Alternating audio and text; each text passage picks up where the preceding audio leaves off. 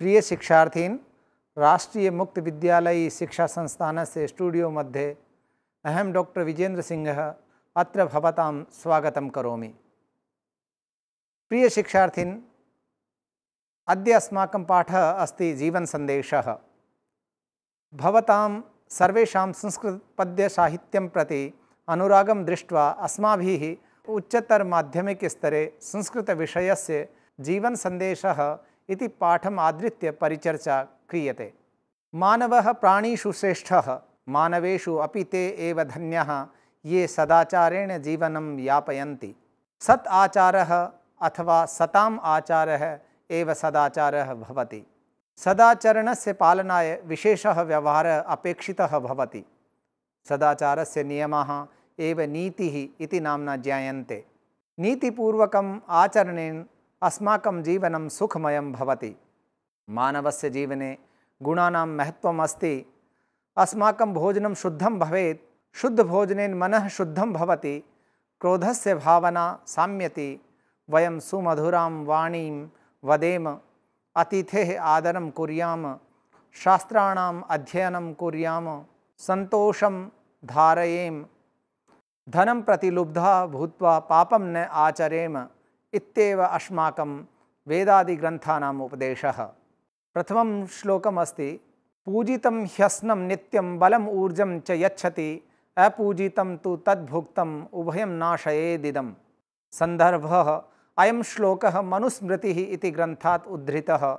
अस्य श्लोकस्य पदच्छेदः पूजितं हि अस्नं नित्यं बलम् ऊर्जं च यच्छति, अपूजितं तु तद्भुक्तम् उभयं नाशयेत् इदम्। अन्वयः पूजितं हि अस्नं नित्यं बलम् ऊर्जं च यच्छति, तत् अपूजितं भुक्तं तु इदम् उभयं नाशयेत्। व्याख्या, कीदृशं भोजनं हितं भवेत्? अस्मिन् पद्ये पठामः, पूजितं ह्यस्नं नित्यं बलम् ऊर्जं च यच्छति। नित्यं पूजितं अस्नं किं यच्छति? बलम् ऊर्जं च यच्छति। कथं यच्छति? यदि वयम् आदरेण प्रसन्नमनसा रुक्षं शुष्कमपि भोजनं भक्षयेम, तद्भोजनम् अस्मभ्यं शक्तिं यच्छति। किन्तु यदि अनादरेण स्वादिष्टं भोजनम् अपि भक्षयेम, तद्भोजनं वृथा एव जायते। अपूजितम् अस्नं किं कुर्यात्? अपूजितम् अस्नं बलम् ऊर्जं च नाशयेत्। अनेन भोजनेन शरीरे विकाराः जायन्ते।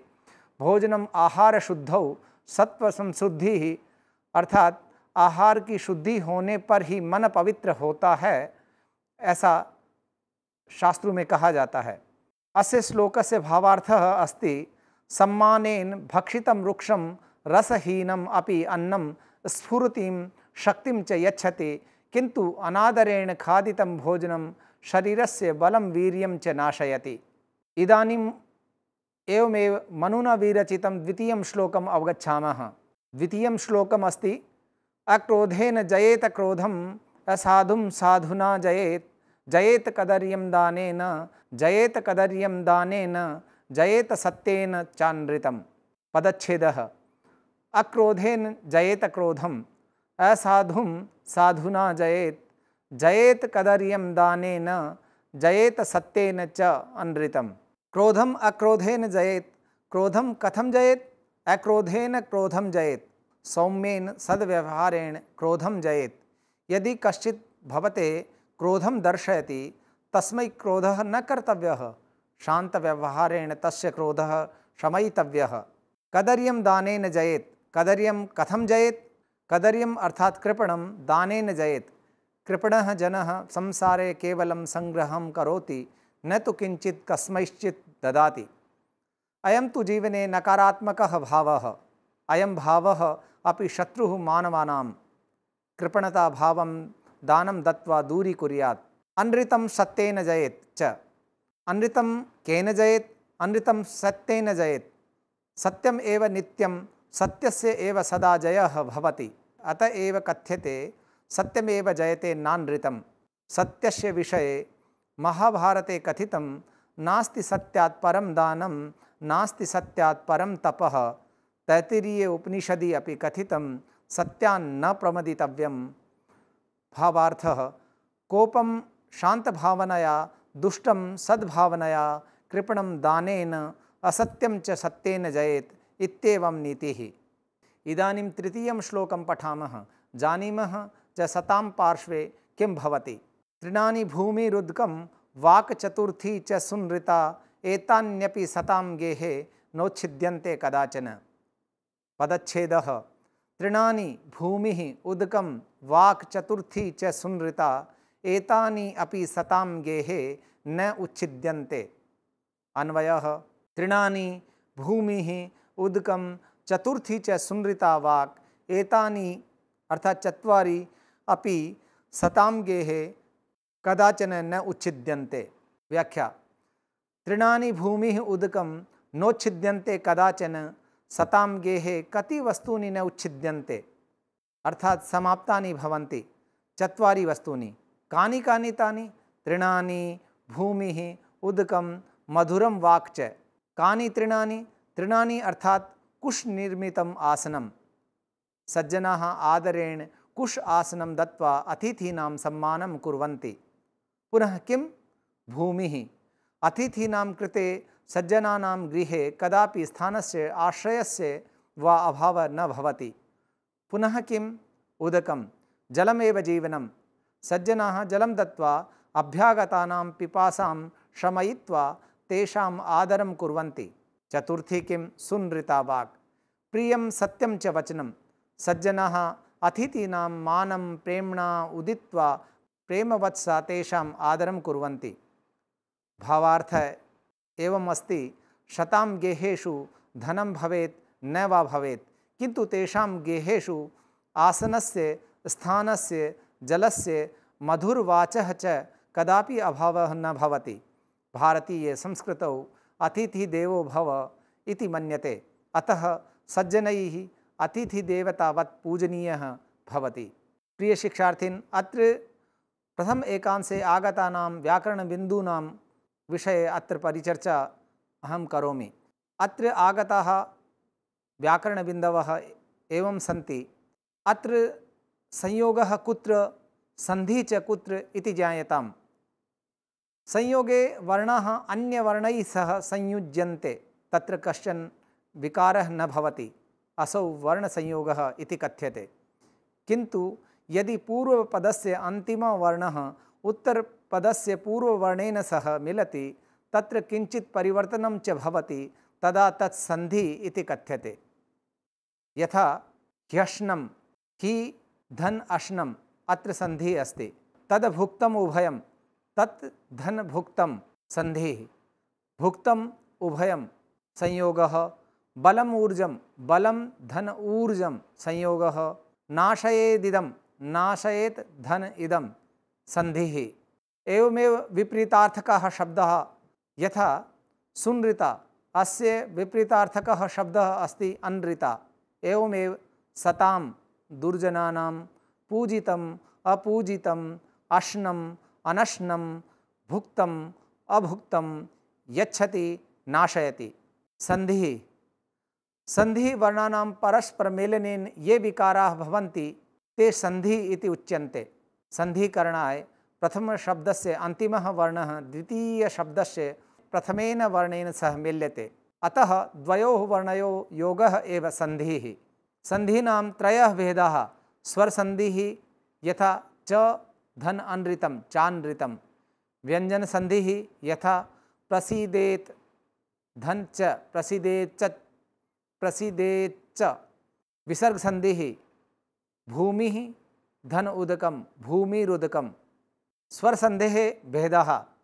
दीर्घसन्धिः, गुणसन्धिः, वृद्धिसन्धिः, यणसन्धिः, अयादिसन्धिः इति स्वरसन्धेः भेदाः सन्ति।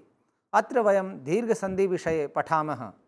दीर्घसन्धिः इत्यस्य सूत्रम् अस्ति अकः सवर्णे दीर्घः। अत्र चतुर्भिः प्रकारैः सन्धिः जायते। प्रथमं प्रकारम् अस्ति अ या आ, धन अ या आ यदि भवेत् तर्हि आ इत्येव भवति। यथा च धन अनृतं, चानृतं।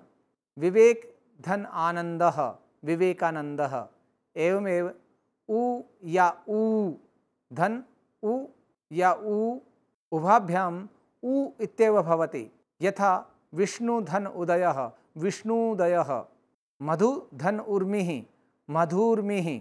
एवमेव इ या इ धन इ या इ, अत्र इ इत्येव भवति।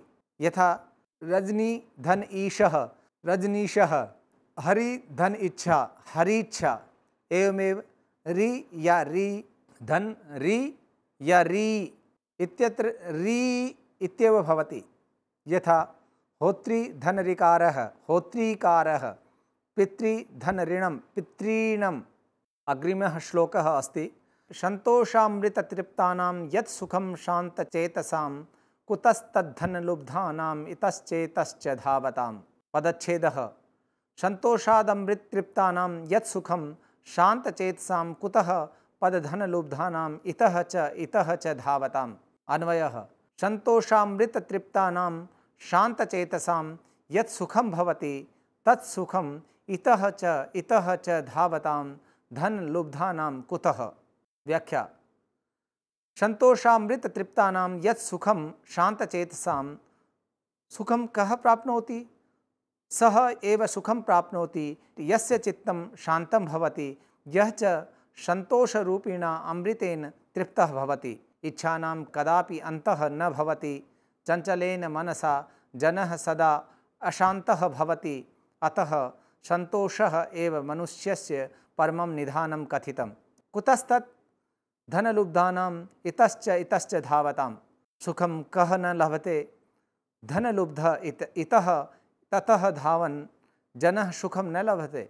धने सुखं नास्ति। सुखं तु सन्तोषी जनः एव प्राप्नोति। कथितम् एव सन्तोष एव पुरुषस्य परमं निधानं। सन्तोषः परमं सुखं। भावार्थः सन्तोषरूपिणा अमृतेन ये तृप्ताः ते एव सुखं प्राप्नुवन्ति। इतः धावतां धनलुब्धानां कृते तु सुखं नास्ति। अग्रिमः श्लोकः अस्ति अधमा धनमिच्छन्ति धनं मानं च मध्यमः उत्तमा मानमिच्छन्ति मानो हि महतां धनं। व्याख्या अधमा धनमिच्छन्ति धनं मानं च मध्यमः। के धनमिच्छन्ति? अधमः। कथम्? अधमा येन केन प्रकारेण केवलं धनं वाञ्छन्ति। तेषां मते जीवनमूल्यानां किमपि महत्त्वं न वर्तते। ते तु केवलं धनमिच्छन्ति। मध्यमा किं वाञ्छन्ति? मध्यमा धनं च मानं च उभे वाञ्छन्ति। ते धनं तु वाञ्छन्ति किन्तु उचितेन प्रकारेण परिश्रमेण एव। उत्तमाः केवलं मानमिच्छन्ति। मानो हि महतां धनं। महतां धनं किं? महतां धनं तु केवलं सम्मानः भवति। धनं तु नश्वरं भवति। धनम् आगच्छति गच्छति च, किन्तु जीवनं मूल्यानि सद्गुणाः सद्भावनाः च शाश्वताः गुणाः सन्ति। उत्तमाः जनाः तु केवलं मानं वाञ्छन्ति। भावार्थः अधमा केवलं धनम् इच्छन्ति, मध्यमा धनं मानं च उभे वाञ्छन्ति, किन्तु उत्तमजनानां कृते तु मानम् एव धनं वर्तते। अतः तेषां कृते मानम् एव अमूल्यं धनम् अस्ति। अग्रिमः श्लोकः अस्ति यः स्वाध्यायम् अधीते अब्दं विधिना नियतः शुचिः तस्य नित्यं क्षरत्येष पयोदधि घृतं मधु। पदच्छेदः यः स्वाध्यायात् अधीते अब्दं विधिना नियतः शुचिः तस्य नित्यं क्षरति एषः पयः दधि घृतं मधु। अन्वयः यः नियतः शुचिः विधिना अब्दं स्वाध्यायम् अधीते तस्य एव कृते एषः स्वाध्यायः नित्यं पयः दधिः घृतं मधु च क्षरति। व्याख्या भवतः विचारे स्वाध्यायं कथं कुर्यात्? स्वाध्यायं पवित्रं भूत्वा नियमपूर्वकं वर्षपर्यन्तं स्थिरे भूत्वा कुर्यात्। वर्षपर्यन्तं स्थिरः भूत्वा कुर्यात्। अत्र एषः कस्मै प्रयुक्तः? एषः इति पदं स्वाध्याय इति कृते प्रयुक्तं। तस्मै किं किं क्षरति? यः स्वाध्यायं करोति तस्मै स्वाध्यायः दुग्धं दधि घृत मधु च सदा क्षरति अर्थात् ददाति। तस्य गृहे स्वास्थ्यवर्धकानां पदार्थानां कदापि अभावः न जायते। स्वाध्याय विषये अन्यत्र अपि वर्णितं विद्यया स्फीयते ज्ञानं ज्ञानात् तत्त्वनिदर्शनं दृष्टतत्त्वो विनीतात्मा सर्वार्थस्य च भाजनम्। एवमेव स्वाध्यायात् मा प्रमदः इति तैत्तिरीय उपनिषदि कथितम्। भावार्थः यः नियमपूर्वकं पवित्रं भूत्वा सद्ग्रन्थानाम् अध्ययनं करोति तस्य कृते स्वाध्यायवर्धकानां पदार्थानां सदा उपलब्धिः जायते। इदानीं वाचः मनसः च शुद्धतायाः विषये 7मं श्लोकं पठामः। यस्य वाङ् मनसि शुद्धे सम्यक् गुप्ते च सर्वदा स वै सर्वम् अवाप्नोति वेदान्तोपगतं फलम्। पदच्छेदः यस्य वाङ् मनसि शुद्धे सम्यक् गुप्ते च सर्वदा स वै सर्वम् अवाप्नोति वेदान्तोपगतं फलम्। अन्वयः यस्य वाङ् मनसि शुद्धे सर्वदा च सम्यक् गुप्ते स वै सर्वं वेदान्तोपगतं फलम् अवाप्नोति। व्याख्या वाङ् मनसि कथं भवेतां? वाङ् मनसि शुद्धे सम्यक् गुप्ते च भवेतां। वाङ् मनसि शुद्धे इत्यस्य कः अभिप्रायः? वाक् तपः तु सर्वोत्तमं तपः कथ्यते। जनः सदा प्रियं सत्यं वदेत्, मितभाषी च भवेत्, तस्य मनः च शुद्धं भवेत्। सम्यक् गुप्ते इत्यस्य कः अभिप्रायः? वाक् मनः च सुनियन्त्रितं कुर्यात्। शुद्ध वाङ् मनोयुक्तः जनः किम् अवाप्नोति? सः धर्म अर्थ काम मोक्ष रूपं सर्वं फलम् अवाप्नोति। भावार्थः यस्य वाक् मनः च शुद्धे नियन्त्रिते च सः वेदान्तशास्त्रे वर्णितं फलम् आप्नोति। केचित् विपरीतार्थकः शब्दः अपि आगतः। विपरीतार्थकः शब्दः एवं सन्ति: शुद्धम् अशुद्धं सर्वदा यदा कदा गुप्तम् अगुप्तम् आप्नोति ददाति। भाषा विस्तारः। प्रिय शिक्षार्थिन्, संस्कृते त्रीणि लिङ्गानि भवन्ति: पुल्लिङ्गं, स्त्रीलिङ्गं, नपुंसकलिङ्गं च। अत्र पाठे प्रयुक्तानाम् अकारान्त पुल्लिङ्ग शब्दानाम् अकारान्त नपुंसकलिङ्ग शब्दानां रूपाणि दीयन्ते। अकारान्त पुल्लिङ्ग शब्दः यथा देववत्, देव शब्दः प्रथमा विभक्ति देवः देवौ देवाः, द्वितीया विभक्ति देवं देवौ देवान्। एवमेव अकारान्त नपुंसकलिङ्ग शब्दानां रूपाणि फलवत् चलन्ति। फल शब्दः एकवचनं द्विवचनं बहुवचनम्। अत्र प्रथमा विभक्ति फलं फले फलानि, द्वितीया विभक्ति फलं फले फलानि। विशेष एवमेव दान घृत पुष्पादि शब्दानां रूपाणि भवन्ति। प्रिय शिक्षार्थिन्, आशा क्रियते यत् जीवन संदेशः इति पाठः भवतां कृते लाभदायकः स्यात्। मत्पक्षतः युष्माकम् उज्ज्वल भविष्याय अनेकाः शुभकामनाः। नमस्ते।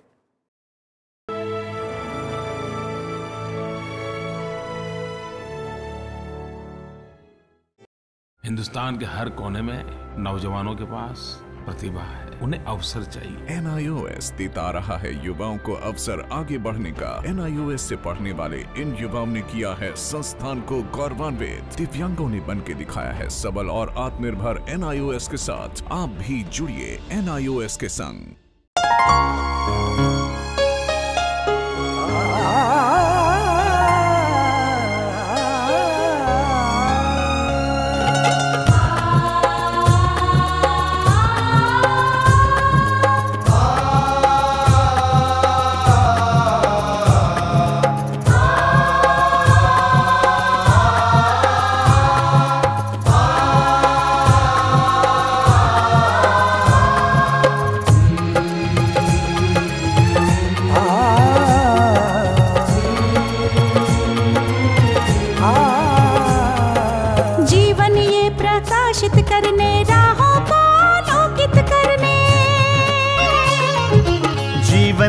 प्रकाशित करने राहों को आलोकित करने, हम अपना दीपक स्वयं बने, हम अपना रास्ता स्वयं चुने।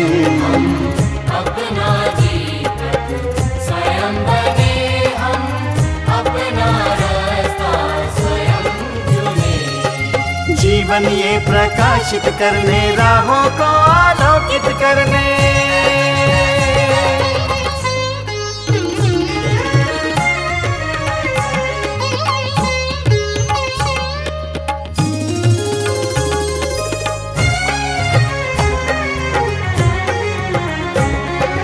धन साधन समय की सीमा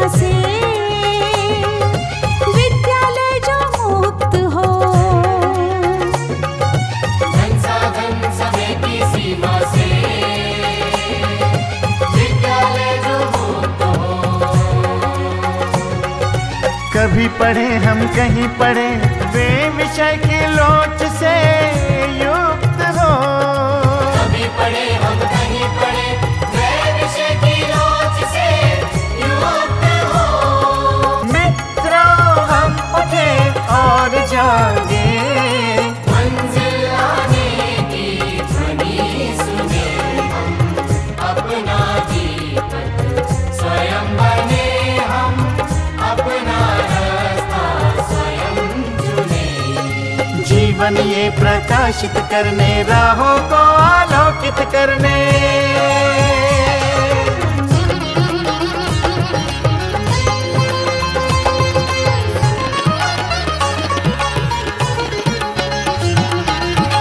राष्ट्रीय मुक्त विद्यालय का है द्वार खुला सबकी खातिर।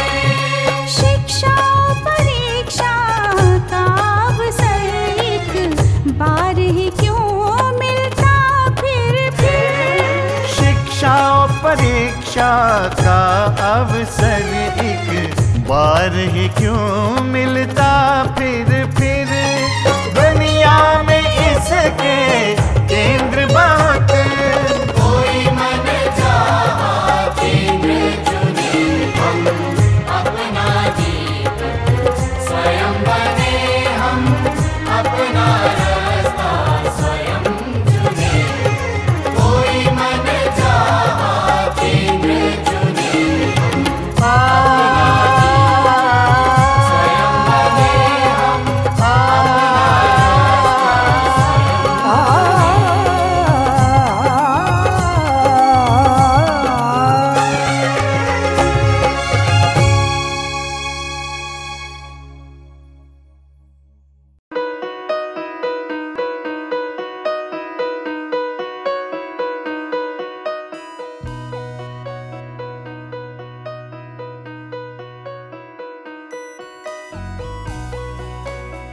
पच्चीस साल का लंबा सफर और लाखों लोगों के चेहरों पर खिलती मुस्कान, गर्व और गरिमा से जीने की प्रेरणा देती मुस्कान, आत्मसम्मान और विश्वास से पैदा हुई मुस्कान। इन खिलते चेहरों पर ये मुस्कान आई है शिक्षा के जरिए। ये मुस्कान आई है national institute of open schooling यानी NIOS के जरिए।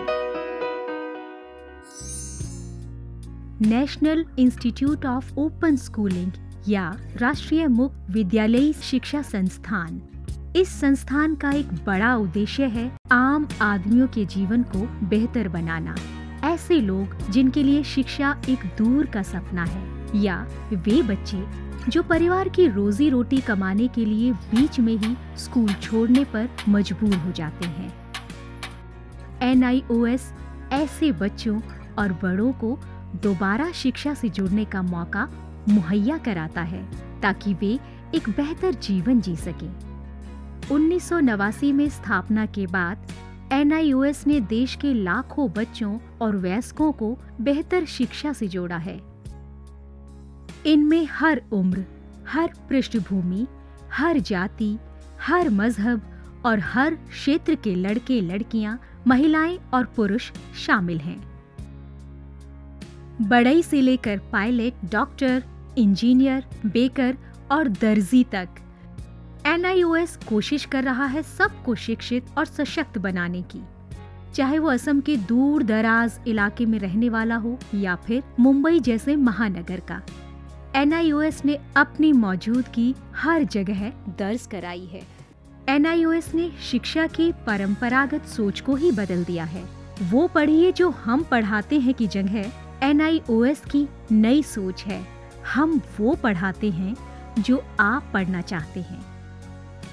इस नई सोच ने लोगों को आगे बढ़ने और NIOS के साथ जुड़ने के लिए प्रोत्साहित किया है। शिक्षा उपलब्ध कराने के मामले में NIOS किसी सीमा को नहीं मानता, उम्र की सीमा को भी नहीं। चंडीगढ़ के गणेश के लिए भी NIOS एक वरदान साबित हुआ। NIOS शारीरिक रूप से अक्षम बच्चों को भी बेहतर शिक्षा मुहैया कराने के लिए पूरी तरह प्रतिबद्ध है।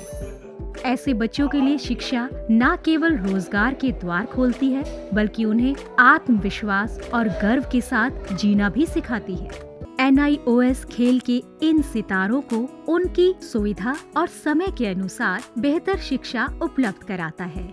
मेरी कॉम, सोमदेव देववर्मन, देविका रेबेका पल्लिकल, अरमान इब्राहिम, प्रद्युमन प्रकाश और अमय जोत सिंह। NIOS सीमा पर खड़े उन प्रहरियों को भी शिक्षा से लाभान्वित करता है जो देश की सुरक्षा के लिए अपनी जान की बाजी लगाने से भी नहीं चूकते। सच तो ये है कि NIOS की पहुंच हर ओर रहती है, चाहे वो दूर दराज के आदिवासी हो या जेल की कोठरी में बंद कैदी या फिर ग्रामीण और शहरी क्षेत्रों के गरीब निवासी। देश में कहीं भी कोई भी व्यक्ति, स्त्री, पुरुष, लड़का, लड़की, अमीर, गरीब शिक्षा से वंचित न रहे। राष्ट्रीय मुक्त विद्यालयी शिक्षा संस्थान का यही मिशन है। राष्ट्रीय मुक्त विद्यालयी शिक्षा संस्थान पूरे देश में शिक्षा के साथ साथ कौशल विकास के क्षेत्र में बहुत सारे कोर्सेज दे रहा है। लगभग 100 से ज़्यादा कोर्सेज हैं। हम दूर दराज के गांव में अपने संस्थान बनाते हैं और वहाँ के बच्चों को, वहाँ के बच्चियों को, वहाँ के वयस्कों को हुनर के क्षेत्र में शिक्षा पहुँचाते हैं। आपको जानकर खुशी होगी कि अब हम आर्ट, साइंस, कॉमर्स जिन क्षेत्रों में 12वीं का सर्टिफिकेट दिया जाता रहा है, अब हम हुनर के क्षेत्र में, वोकेशनल एरिया में भी 10वीं और 12वीं का सर्टिफिकेशन करेंगे। तो वो बच्चे जो कृषि से जुड़े हुए हैं, कारपेंट्री से जुड़े हुए हैं या दूसरे क्षेत्रों से जुड़े हुए हैं, वो अपने ही क्षेत्र में काम करेंगे, सीखेंगे, हुनर पैदा करेंगे अपने में और सर्टिफाइड भी होंगे कि वो सर्टिफाइड कृषक हैं, खेतिहर हैं।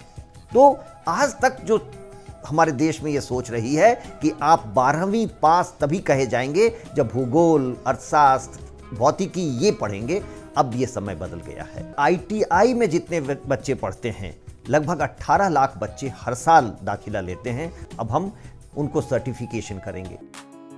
NIOS अपने छात्रों को माध्यमिक स्तर पर 26 और उच्च माध्यमिक स्तर पर 19 विषयों का विकल्प देता है।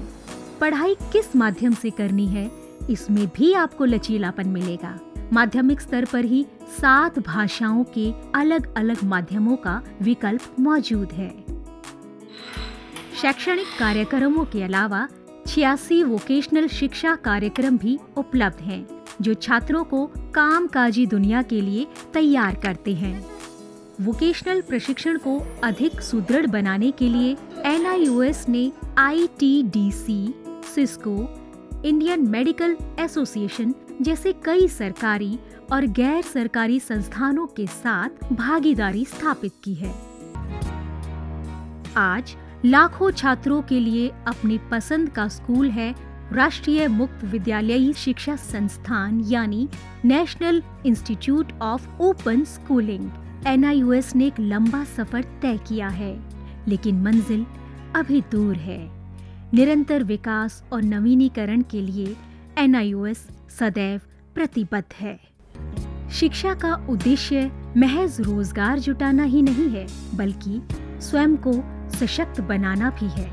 NIOS लाखों छात्रों के लिए यही आत्मसम्मान दिलाने में जुटा है। लाखों लोगों के लिए एक आशा और उम्मीद है। National institute of open schooling. शिक्षा सबके लिए, कहीं भी, कभी भी।